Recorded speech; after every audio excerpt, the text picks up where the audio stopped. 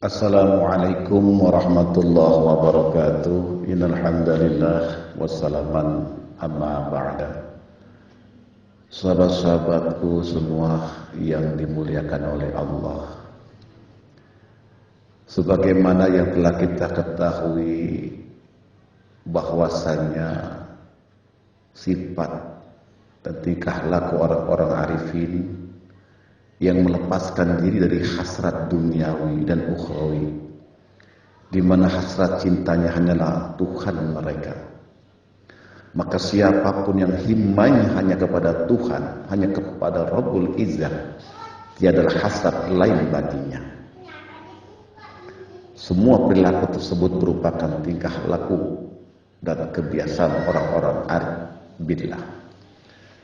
Sahabat-sahabatku yang dimuliakan oleh Allah, Yahya bin Mu'az radhiyallahu an dalam munajatnya mengatakan, Ilahi, bila aku mengenalmu, sesungguhnya engkau telah memberi petunjuk kepadaku. Jika aku mencarimu, sesungguhnya karena engkau menghendakiku. Jika aku datang kepadamu, sesungguhnya engkau memilihku. Jika aku taat kepadamu, sesungguhnya karena engkau memberi taufik kepadaku. Dan jika aku kembali kepadamu, ini karena engkau menghampiriku.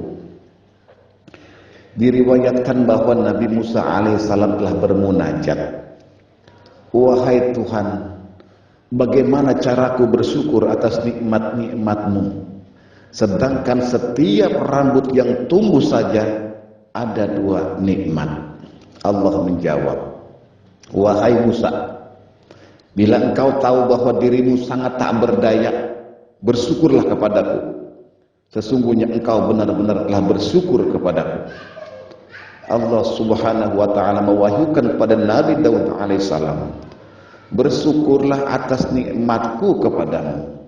Nabi Daud alaihissalam menjawab, ya Allah, bagaimana aku bisa bersyukur kepadamu, sedangkan syukurku kepadamu itu adalah nikmat teragung bagiku. Bila engkau tahu itu, sebenarnya engkau hambaku paling bersyukur kepadaku. Firman-Nya dalam wahyu kepadanya. Muhammad bin As-Samak radhiyallahu an mengatakan, ingatlah kepada zat yang mendahului, ingatnya sebelum zikirmu, dan cintanya sebelum cintamu. Apapun yang kau zikirkan tak lain kecuali karena zikirnya kepadamu, dan tak ada cintamu kepadanya kecuali karena cintanya kepadamu. Abu Bakar Al-Wasiti radhiyallahu anhu mengatakan, siapa yang lupa mengingat Allah Ta'ala, berarti ia telah terkena istidraj. Perlu diketahui bahwa sifat terendah dari seorang arif billah adalah bila seseorang hatinya hidup bersama Allah tanpa ikatan apapun, yaitu mengingat Allah hanya kepada Allah.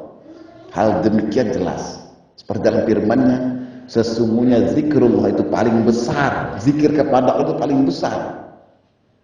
Dikatakan mengenai firman Allah Ta'ala, sangat sedikit hamba-hambaku yang sangat bersyukur. Artinya adalah sangat sedikit orang yang melihat anugerahku ketika ia bersyukur kepadaku. Bersama Allah kita bersyukur pada Allah. Nabi Musa alaihissalam berkata, Ilahi, wahai Tuhanku, bagaimana Adam mampu bersyukur kepadamu?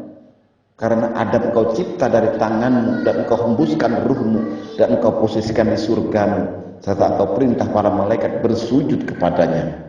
Lalu pun mereka pun sujud. Allah subhanahu wa ta'ala menjawab, hai Musa, Adam tahu bahwa semua itu dariku. Lalu dia memuji karenanya. Siapa yang taat kepada Allah, sesungguhnya ia taat karena pertolongan Allah, maka ia dapat anugerah. Siapa yang maksiat kepada Allah, siapa yang berbuat dosa kepada Allah, maka karena bagian takdirnya yang ia maksiati kepadanya. Bagi Allah ada hujah baginya. Anugerahnya mendahului ketaatan hambanya sebelum ia taat, dan keadilannya mendahului maksiatnya sebelum ia berbuat maksiat, karena Allah adalah maha memberlakukan apa yang dikehendakinya. Dalam satu riwayat, Nabi Ibrahim alaihissalam bermunajat, wahai Tuanku, kalau bukan karena engkau, bagaimana aku mengenal siapa engkau? Abu Abdullah radhiyallahu ditanya, bagaimana kami tidak senang dengan pujian dan sanjungan semata karena lupa mengingat anugerah Allah pada kalian, lupa mengingat kebaikan pertolongan Allah yang mendahuluimu. Siapa yang lupa anugerah dan ingkar nikmat, nikmat pun akan diterima sebagai derita. Jawabnya, anak-anakku, sesungguhnya Allah Ta'ala telah memberimu ma'rifat, menolongmu untuk taat kepadanya tanpa minta balas kebaikan darimu, tanpa minta pertolongan dari Ar-Rahman. Karena itu sudah siogianya Anda berzikir kepada Allah dan berbakti kepada Allah tanpa minta ganti rugi dan kecukupan darinya.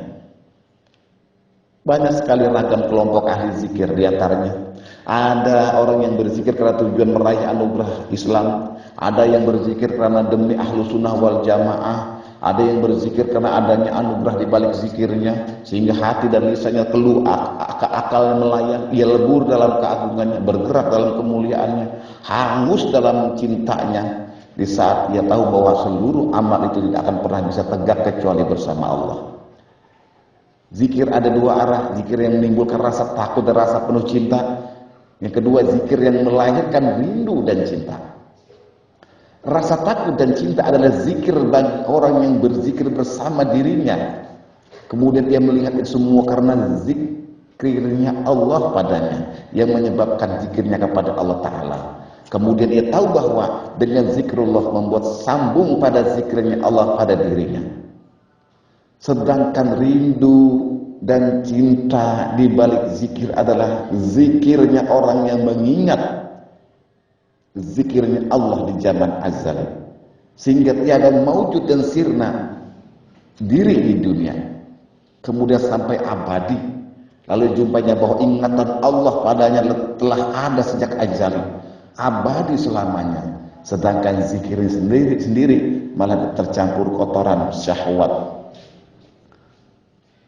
malah dicampuri oleh kotoran syahwat-syahwat, konten-konten syahwat dia, teraduk oleh kealpaan demi kealpaan. Maka sangat berbeda jauh antara yang masuk pada Allah dengan melihat zikirnya sendiri, dan antara orang yang masuk kepada Allah dengan melihat anugerah dan kemuliaannya. Perlu diketahui bahwa zikirnya hamba kepada Allah, jika dibandingkan dengan penyanderaan zikirnya Allah, ya, jika dibandingkan dengan penyandaran zikirnya Allah pada si Allah, pada si hamba, ibarat debu di bawah derasnya hujan. Dengan zikir kepadamu hiduplah ejekanku, hai penghayal, dan dengan zikirmu kepadaku mendahului zikirku, sungguh teragung. Engkau beri anugerah besar, enggak aku tak mampu mensyukurinya. Mana lagi anugerah elokmu yang mampu aku syukuri, mana lagi? Adapun bagaimana trik-trik agar kita bisa selalu bersyukur kepada Allah, menjalani syukur dalam kehidupan kita, baik dikala suka maupun dikala duka, yaitu satu, lihatlah sang pemberi nikmat, bukan nikmatnya yang kau lihat, lihatlah sang pemberi nikmat. Ingat, bukan nikmatlah yang kau lihat. Yang kedua, bersyukurlah karena Anda diwujudkan dari tiada menjadi ada, dan Anda diberi iman. Yang ketiga, jadikanlah ibadahmu sebagai wujud terima kasihmu kepada Allah karena nikmatnya tak terhingga kepadamu. Yang keempat, bersyukur bukan berarti bergembira. Bergembira bisa lupa diri, bersyukur akan kembali kepada sang pemberi, yaitu Allah Subhanahu wa ta'ala. Yang kelima, Allah mencintai orang yang bersyukur, dan jumlah orang yang bersyukur sangat minoritas di dunia ini. Jadilah orang yang tergolong yang sedikit jumlah itu. Demikianlah, semoga bisa bermanfaat. Wassalamualaikum warahmatullahi wabarakatuh.